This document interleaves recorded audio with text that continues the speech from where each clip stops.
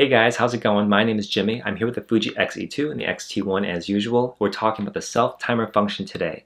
I call it the countdown function because you can set up your camera to take pictures from 2 seconds or 10 seconds counting down to actually take your shot.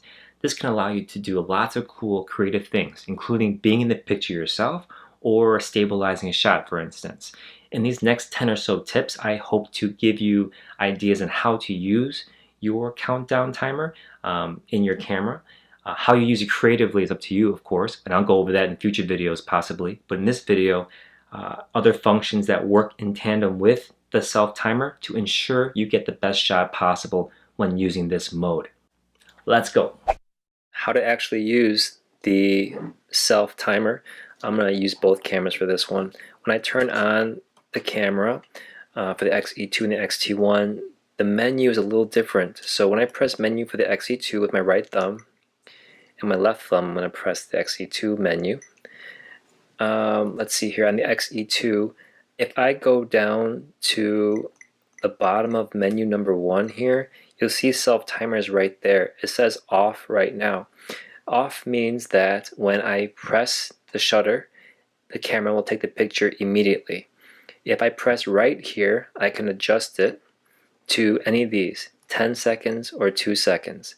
2-second countdown, 10-second countdown to actually taking the picture. For this example, I'm going to half press the shutter button on 2 seconds, allowing me to select that. You'll see 2 with a little logo right there that has timer. The reason why that shows is to let us know that we're in that mode. If you don't see that, it's because your display doesn't allow you to see things. You want a neater appearance. Press display here at the lower right hand corner, and if you go off, information is now off, and then go back to standard, you'll see that the timer function now shows. For the Xt1, the self-timer lies in camera menu number 2. So I press the left arrow, go into the left column, go down 1 unit, press right arrow, and you'll see self-timer is the first thing you see. It says off now. That's the default camera setting. When you turn this camera on, the self-timer will be off. Of course you want to take a picture when you press the shutter button, so that's what it assumes you want to do, unless you tell it otherwise. So press the right arrow and you can adjust it to whatever you want. Let's hold for 2 right now, and then half press the shutter button to 0 out of the menu and take a picture of anything.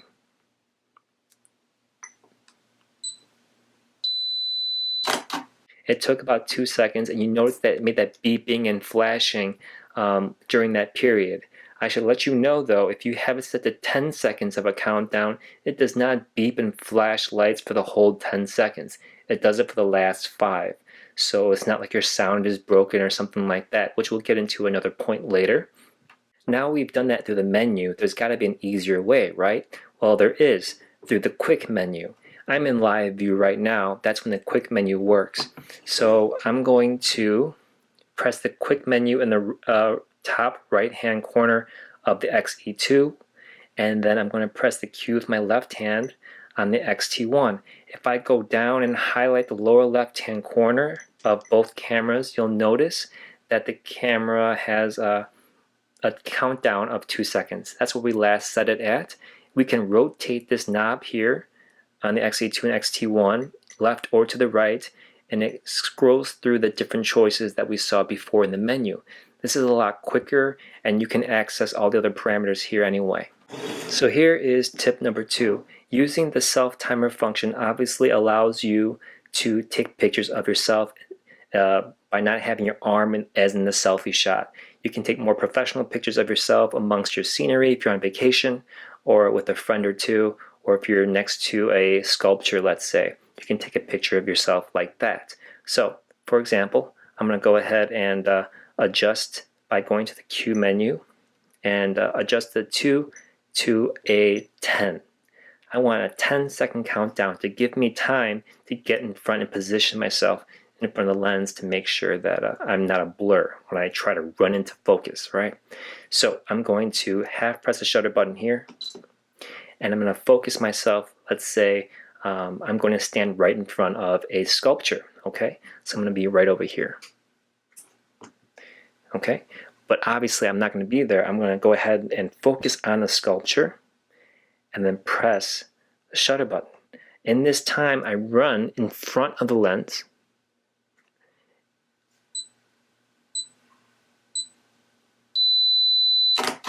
and take that shot. I hear the noise, I see the light, I know I took that shot. I can come back here and review my pictures by pressing this play button. Wow, I'm very happy with the shot. I can do it again with a different pose, for example, or just send this to my friends when I get back home. Another way to use the self-timer function, obviously, is to get in with your friends and take a picture that way without having that standard selfie look with your arm in the shot. It's a lot better to be hands-off that way and know how to use this function than to give it to a stranger that you don't know, your camera, and say, hey, can you take a picture of me? They're just going to steal your camera or break it or drop it. You definitely don't want that. Okay, let's move on to tip number 3. Tip number 3, I found that pictures always come out better when you let people know what's happening. So if I had to run into a shot with a group of friends, I'll run in and tell them, hey guys, it's on self-timer mode. When it starts flashing and blinking, get ready to take that shot. If you want to get in with your friends, that's a great way to do it. People appreciate you letting them know how the self-timer function works. Don't just assume that they know to smile when it starts blinking. They have no idea what's going on, and you're going to get a bunch of people unhappy with their pictures and how they look in it because their eyes are closed or they're not smiling. They're not ready for the shot. So here's tip number 4. You want to use the self-timer function not only for selfies, but also for stabilizing reasons. When you have your timer off, your countdown timer off, it looks like the camera took a very steady shot, but in a very microscopic level, after taking and pushing down the shutter, your camera moves a little bit. So it's fine here, there's lots of light in this studio here, but let's say I'm taking a picture of the moon, for example. Even though it's on a very strong, high quality tripod, there's a dimly lit situation when I'm taking pictures of the moon or of traffic, let's say. Or, so if I take a picture of the moon, me doing this, even on a tripod, will cause very little shake. And that'll cause a mediocre image when you could have just used the timer function to stabilize the shot. You give the camera time to adjust to the shake and to stay put. And then it takes a shot on its own. Okay? So let me clarify this a little bit. If I go to the Q menu and then switch this to 2 seconds, it'll give it 2 seconds before it takes the shot to stabilize. But what's better is 10 seconds. So I use this quite a bit. I'll go ahead, put it on a tripod, focus it on the moon or of a certain car at nighttime where there's dimly lit situation, and I'll let it do its thing. Speaking of stabilizing, we're on tip number 5 right now. If you are doing all that you can to make sure you have a very steady shot by delaying the picture taking by using a self-timer, what you have to remember is to turn this thing off.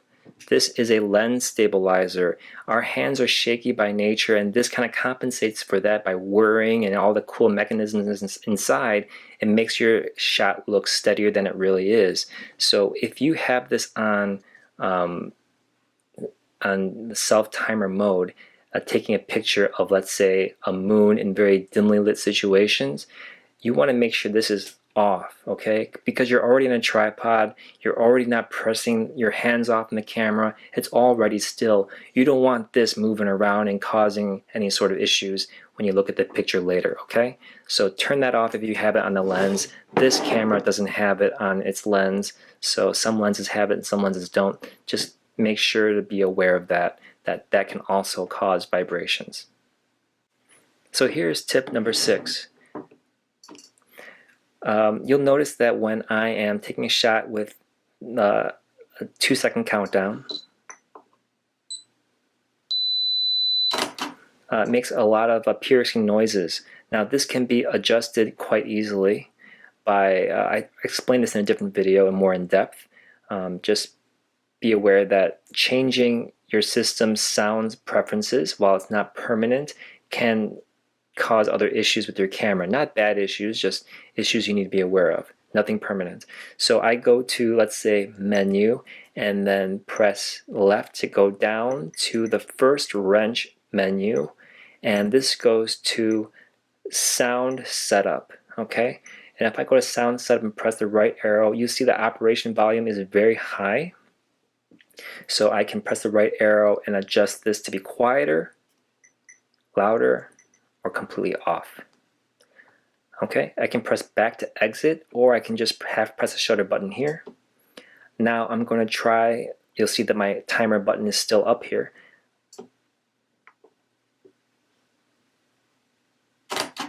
The point is that, if it's just you yourself, you know what to look out for, you know when the picture's going to be taken.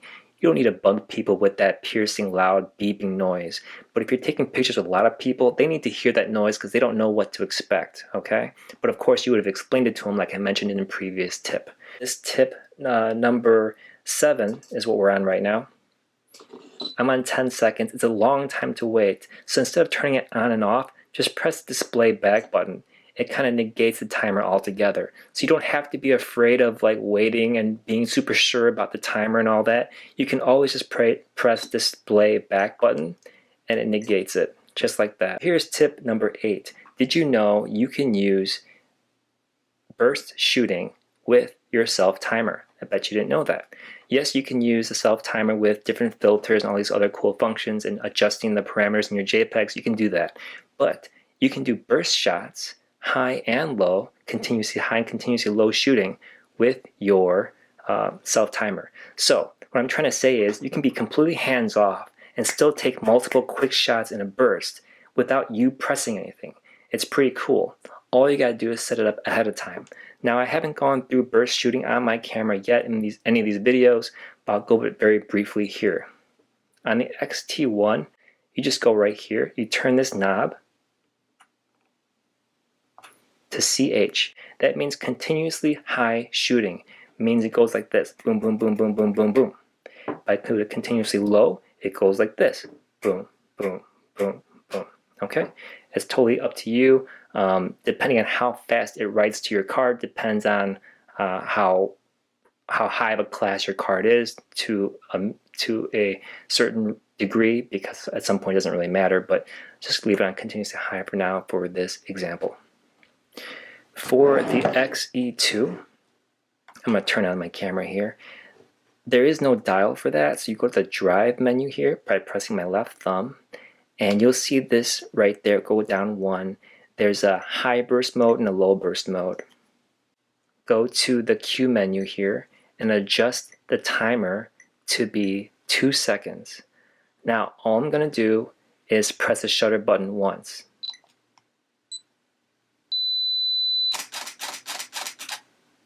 Pretty neat. Okay, now you can imagine that if we're in a group setting or at a wedding, for example, then you want to run inside the picture with your friends and groups of friends.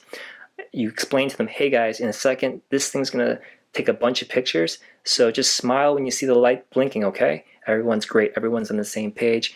You go ahead and press the shot, and then you run into frame.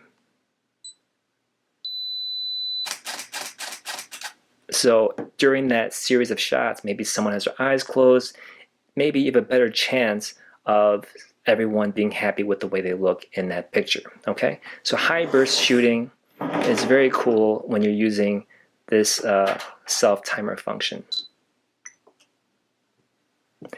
Now, look, I put it on 8 seconds, that's way too long.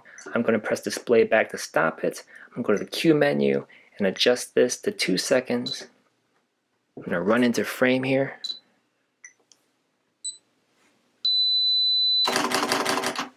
And there you go. That's how you use burst shooting mode along with self-timer mode.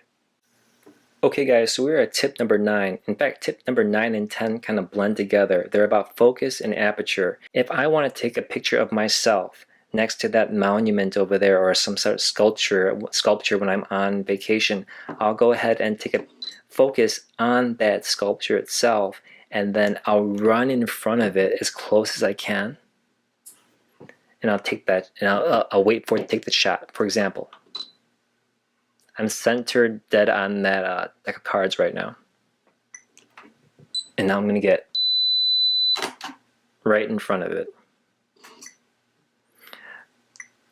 you can see here when I zoom in to the actual picture that I'm a little out of focus. And like I said, this kind of merges with tip number 10 as well, which is aperture. I want to adjust the aperture not to 1.4, which is very unforgiving if I'm not behind the lens to see and adjust where my focusing point is at exactly. I want to be maybe at 2.8 or 4, let's say, like this right there. And let's see the difference. Once again, I'm going to focus on the sculpture itself. Let's say I'm on vacation. I want to take a picture of myself with this and not have that selfie arm look.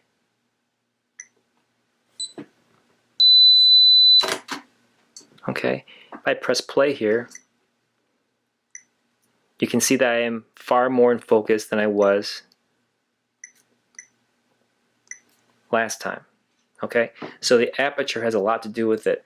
The deeper you go, the more things you're going to see that are in focus, and you can be a little bit off like this and still be in focus, or you might, just to be safe, be dead up against the sculpture and take that picture. I know I mentioned this in the previous tip, but if I go to 10 seconds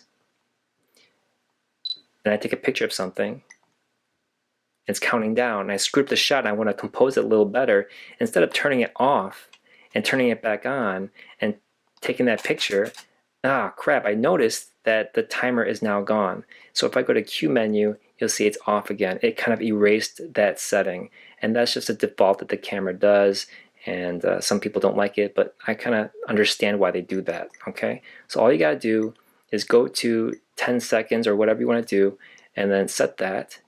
If you don't like the shot, instead of turning it on and off, just press the display back button. It stops it in its tracks, and you don't have to turn on and off, and you're still in the timer mode right now. Okay, so now get out there and use your self-timer. Find ways and situations to use your self-timer. That's usually how I get myself out of creative ruts and get my inspiration going. Purposely using a different function, it leads me down different avenues, okay? So thank you guys so much for watching. Thank you guys for the thumbs up, the subscriptions, the nice positive comments that really make my day, make my whole month when you guys tell me and give me suggestions on what to do videos on next. Interacting with you guys gives me something to look forward to, and I really, really appreciate every single one of you. Thank you so much. Please be safe out there and keep shooting. Hey everybody, how's it going? Oh, sorry. Alright, so